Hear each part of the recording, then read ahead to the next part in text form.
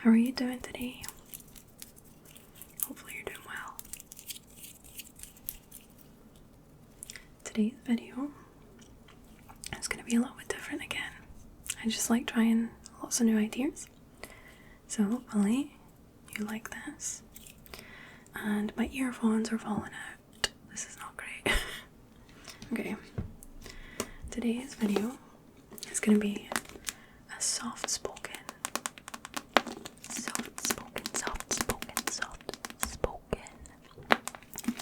book reading. And this was requested, but it was also something that I wanted to do anyway, so I'm glad that people requested it as well. And as you can see, we're going to be reading Dark Souls Beyond the Grave, which is honestly stunning when you look at it. But so I think there's a couple of volumes of this book, because this one is volume 2, Bloodborne, and Dark Souls 3, and I assume there's a couple of other volumes for the rest of the games. But yeah, I've never actually read this myself. It was a gift and I used it for display. I don't really have a lot of time to read, so I guess we're gonna get into it today.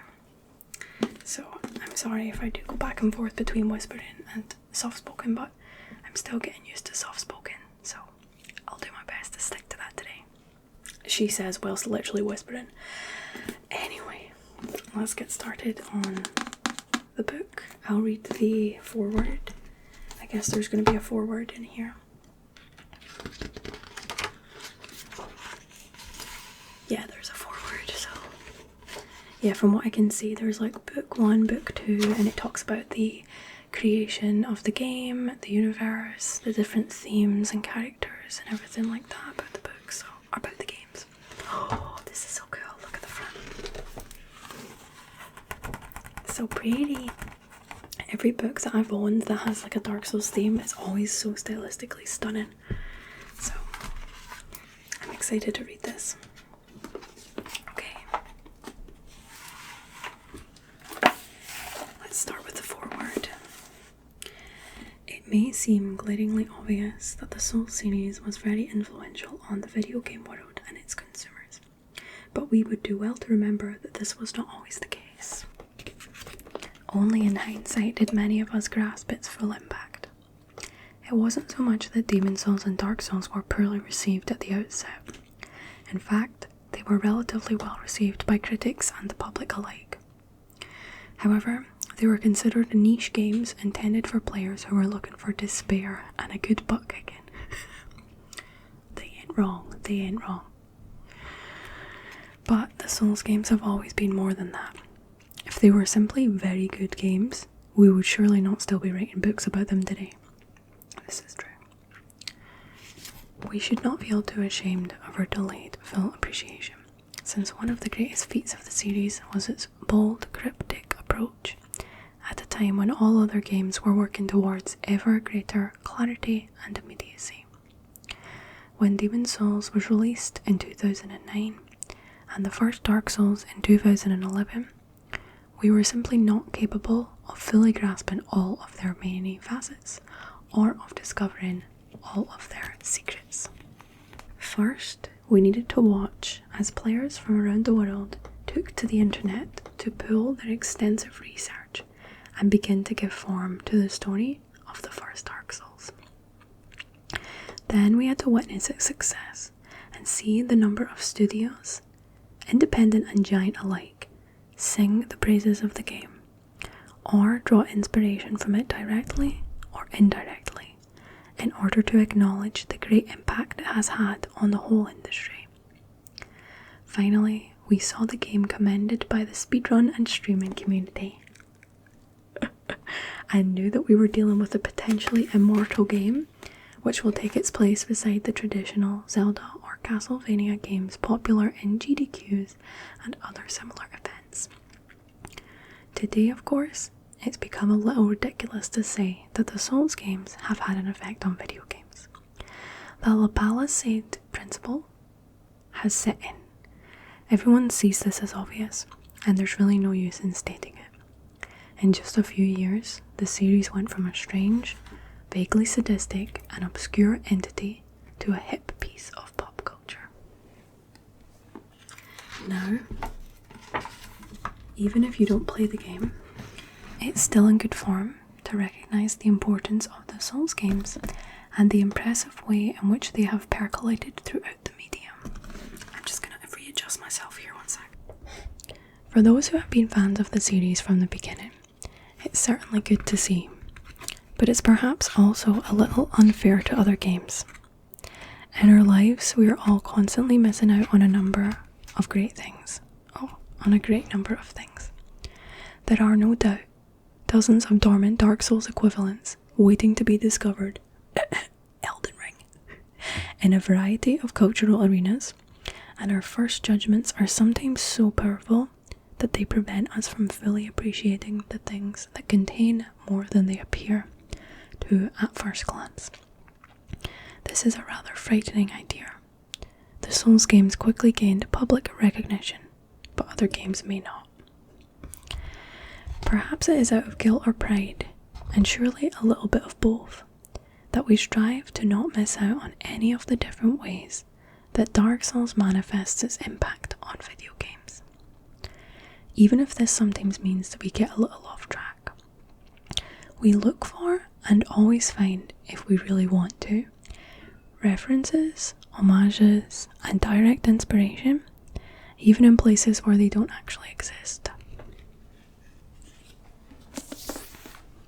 At this point, finding Dark Souls references everywhere is practically a meme.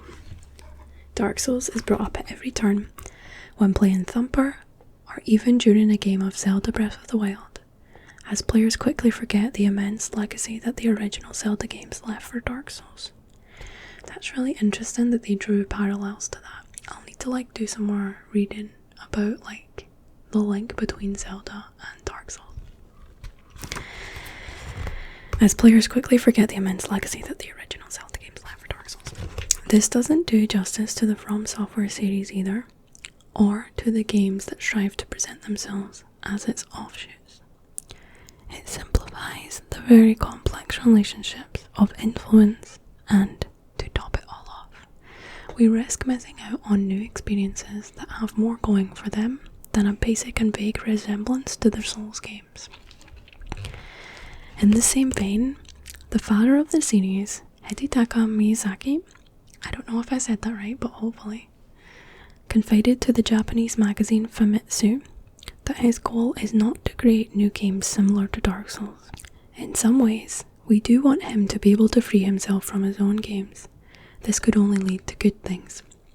He could just work on producing games he himself likes, and we could hope for new formulas and striking new universes. We must work to remember that video games, From Softwares or others, can also take us by surprise, and we should be mindful of what they may offer. This is the best lesson we can take away from the minor neglect we were guilty of towards the Souls series. In the meantime, maybe it is worth turning our back to the wait, oh my god, I was like, what? I will never turn my back against Dark Souls. In the meantime, maybe it is worth turning our focus back to the series itself, even at the risk of spotting Dark Souls influence all over, since it is always interesting to dig a bit and ask some questions.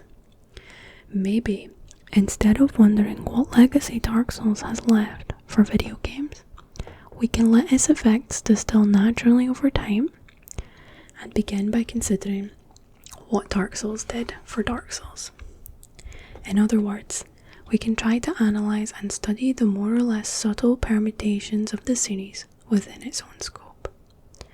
What consequences did the staggering success have on the series, which started out as a single game that even From Software saw as doomed from the beginning?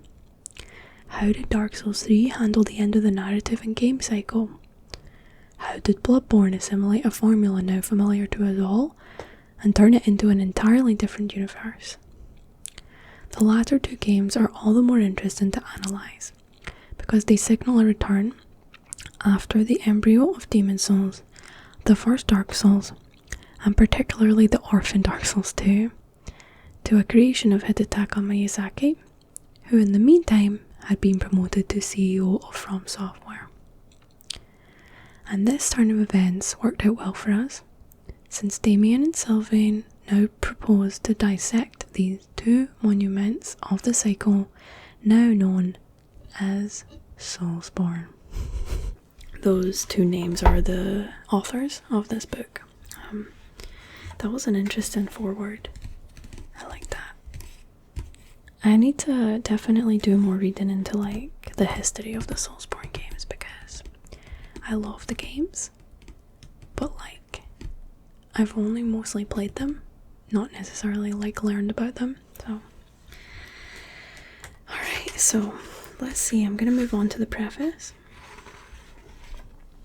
Okay, let's go.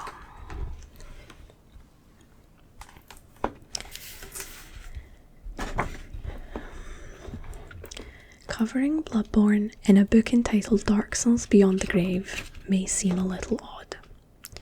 Anyone who has taken on the From Software Gothic masterpiece will have noticed clear similarities with the Souls games. The kinship is undeniable. Not only do the works have similar traits, they also share the same DNA. That of Hidetaka Miyazaki, of course, the meticulous and obsessive designer who pushes his team to give all they have and make sure he never rests on his laurels. In Bloodborne, the designer retained the essence of the Souls games, while setting it apart with thoroughly redesigned battle mechanics and a similar yet very different atmosphere. With Dark Souls 3, on the other hand, he preferred to come full circle and reach an apotheosis, an end to his dark fantasy series, even if that meant sticking with old ideas. In the first Dark Souls Beyond the Grave book, okay, so that was the first one, we discussed Demon Souls in a similar way. It served as a mould for the subsequent series. We felt that Bloodborne was just as essential to our analysis here. It took the major elements from the Souls games and transformed them, and serves as a fascinating reflection of the series' evolution.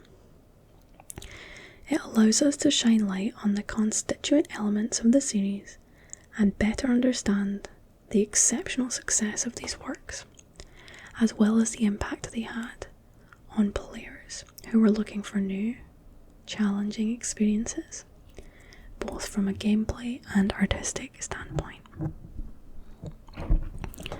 Bloodborne and Dark Souls 3 also marked a leap towards a new generation of consoles. The new machine's performance freed the talents of the different artists working on the project, while the greater budget allocated to From Software definitively put the series into the AAA production category. These logistical and material upheavals were underscored by From Software's general use of subcontractor studios, with an evident impact on the technical style of the games, although they did not suffer any real artistic compromise. In this second volume on the fascinating Souls and Bloodborne games, we invite you to continue exploring their cryptic stories and to deepen the study of their aesthetic approaches and their gaming philosophy. For clarity's sake, Bloodborne and Dark Souls 3 will first be discussed separately in two distinct books, which will focus on the behind-the-scenes development, story analysis, the themes, and the soundtrack for both games. The third and final book is devoted to decoding the two games, both in relation to the series itself and from the perspective of related topics that were not covered in the first volume, from artistic influences and marketing to a look at how the games have evolved. Bloodborne and Dark Souls 3 are both different and complementary. It is rewarding to see what they reveal about From Software's creations and Miyazaki's process, as well as the overall video game market and the nature of the medium. We thought we had covered these topics from all angles in the first volume, but these two additional games open up new avenues for reflection. We hope that this work will pique your curiosity and your thirst for knowledge, and demonstrate once again how much the Souls games and Bloodborne, these dense, terrifying and melancholic action RPGs have unprecedented richness with unparalleled meticulousness equal only to the level of trust they place in players. Interesting. Okay, so that was like the preface. And this is chapter 1.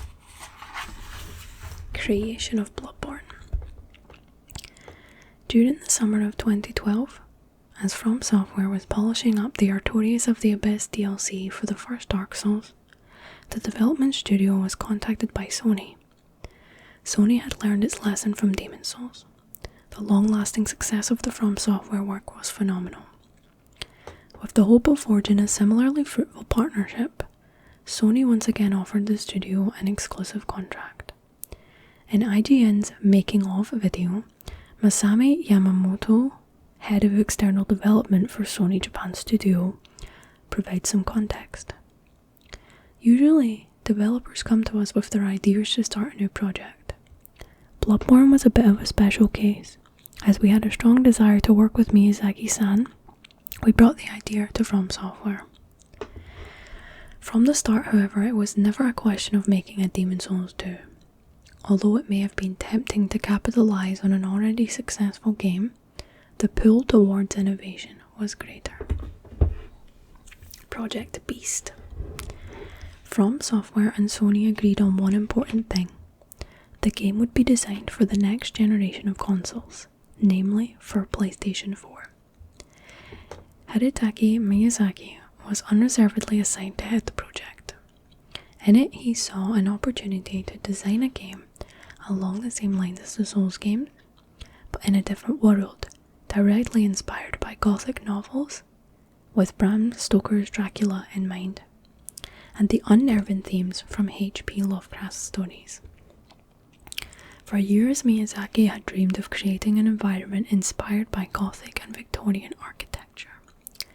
He felt, however, that this level of detail could only be achieved using superior technology, an advantage promised by PlayStation 4.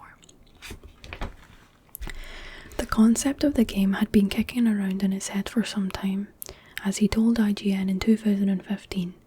The game mechanics, or the Gothic theme for example, those were some areas or concepts that were always brewing, and one of the areas I always wanted to achieve in my career. However, he also recognised the great weight on his shoulders, following the success of Demon's Souls and Dark Souls. He knew that fans were just waiting for him to trip up. The project, christened Project Beast, began soon after the Historias of the Abyss DLC was released in August 2012. At the time, From Software was also beginning to build Dark Souls 2, its cash cow. The sass. Miyazaki kept his distance from this sequel, which was handed off to Tomohiro Shibuya and Yui Tanimura, with support from the From Software president and creator of King's Field, Naotoshi Zen, who supervised the game system.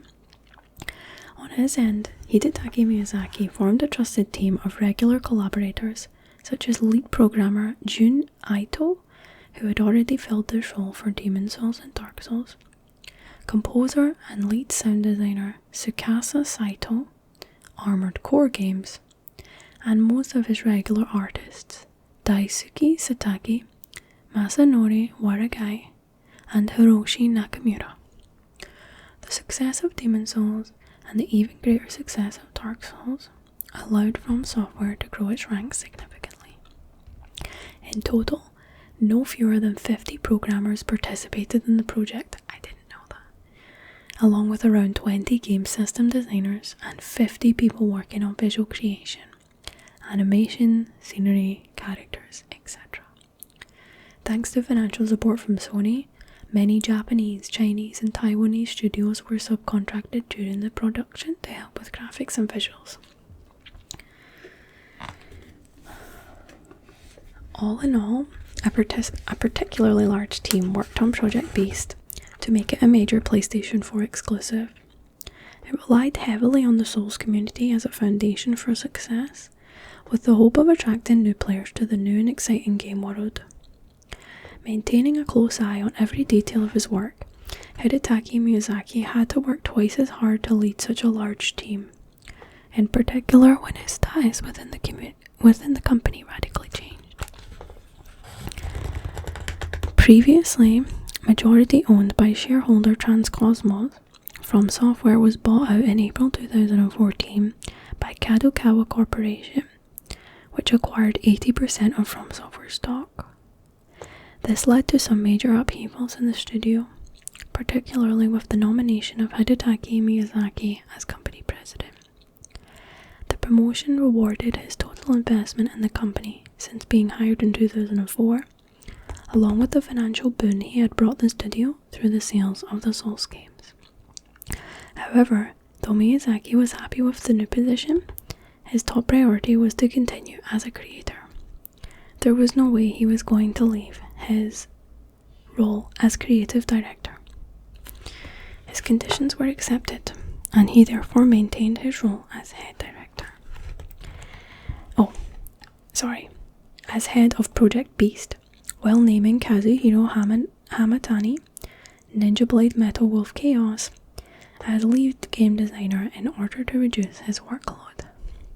Miyazaki was appointed president on May 21st, 2014, the official date that From Software was purchased, at a time when the first rumours of Project Beast were reaching the public. The initial images showed significant common features with Souls, in particular a wall of fog that must be crossed to reach a boss. In June 2014, at E3, From Software officially announced the game and its true title, Bloodborne. It was presented in a computer-animated trailer, later used in the title screen of the final game. A few days later, another trailer was leaked with gameplay elements, which left the internet teeming with excitement. Although it is bloodier and more dynamic than its Souls predecessors, Bloodborne is nonetheless their direct descendant, also sharing their horror imagery. Next chapter says it's not really a chapter, it's just like a subheading. On the hunt for nightmares. In the beginning, the Bloodborne project revolved around two major concepts: exploring the unknown and fighting for one's life. At first glance, these themes could define any one of the Souls games, but the new game lent them new meaning. Miyazaki's goal was to produce more energetic battles, requiring players to take a more aggressive stance than in the Souls games. Equipment weight would no longer be taken into account to encourage rolling and dodging. Armour was therefore replaced with clothing. The character became lighter and faster, but this also reinforced the player's feeling of vulnerability. The shield also no longer played much of a role. To make up for this lack of protection, Bloodborne introduced guns. Miyazaki explained this difficult choice in 2015 to 4Gamer. When I thought about how we could express this idea of more active battles in the game, I thought that guns could be effective. However, I didn't want to turn the game into a shooter. I wanted the guns to show their true usefulness in close quarter combat. By allowing players to interrupt enemy attacks at the right time with a well-placed shot, and then followed up with a devastating visceral counterattack, guns act as a replacement for the soul shield by serving as a parry. This option must be used sparingly, however, due to the limited number of bullets available, which means that in spite of the guns, Bloodborne does not qualify as a shooter. Bloodborne adopts the same philosophy as the other From Software games. Players are thrown into a hostile environment laden with formidable challenges, and triumphing over the game's abominations gives players the same feelings of elation. From Miyazaki's perspective, the interest lies in the way the players make the experience their own. The choice of weapons and items is in line with the role-playing and customization logic. Bloodborne offers fewer weapons than Souls, which was intentional on Miyazaki's part. In 2015, he explained the following to PlayStation Blog. In a way, the variety is still there, but it's absorbed down on a customization level rather than in the quantity of actual weapons. There are nevertheless many similarities between Bloodborne and the Souls games. Blood vials stand in for the Estus flask for healing, with a return to consumable items as in Demon Souls and Dark Souls 2. Blood echoes are similar to Souls, allowing players to level up by speaking with the plain doll at Hunter's Dream, waifu, whose role also mirrors that of the Maiden in Black in Demon Souls, or the Emerald Herald from Dark Souls 2. Insight points replace Dark Souls humanity points. They are used in the same way to interact online, with notable differences unique to the Bloodborne universe. With the support of Sony Studios and Experience, From Software worked to define each piece of the battle mechanics to offer an experience that best reflects the feeling of fighting for one's life. Pushing players to melee fight increases difficulty. To reward the fortitude of players during fights, the team came up with a system that would allow players to regain health over a short time after being hit by attacking the enemy. Miyazaki returned to this point in the official guide. The regain system was something we came up with to encourage the sense that you're fighting a life and death struggle, one of the themes supporting this game's battle system. It changes the concept of your defense to something proactive, and it invites you to take a more fatalistic approach to fighting, encouraging that to the death feel. That was both the inspiration for and the aim of the regain system. Miyazaki never saw difficulty as an aim in itself, but rather a method for producing the ever-important sense of achievement, which he had emphasised since the time of Demon Souls.